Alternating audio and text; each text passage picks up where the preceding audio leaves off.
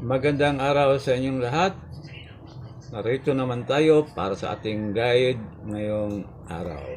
Sa ating pa-on the spot.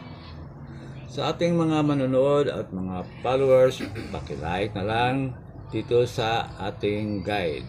At doon naman sa mga manonood, kung hindi pa kayo nakapag-subscribe dito sa ating channel, sana mag-subscribe na kayo. Sabay i-like ninyo ang ating guide. Sa ating recap result kahapon, 2 p.m. draw, 515, 5 p.m. 039, 9 p.m. 052. Yan mga bro, ang ating recap result. Tandaan, ang ating guide ay pang all draw. Nagbigay lang tayo ng pang on the spot para meron kayong guide kung anong oras ninyo ito tayaan. Sa ating on the spot para sa 2 p.m. draw, meron tayong 501 Rumble, 601 Rumble, at 271 Rumble. Pili o pick up lang sa mga numerong korsonada ninyo. Pag hindi na on the spot, pwedeng tayan ulit sa susunod na draw. Depende na lang yan sa inyong budget.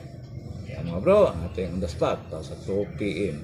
At sa ating 5 p.m. on the spot naman, meron tayong 901 Rumble, panigurado lang, 201 Rumble pa rin, at 671 Rumble.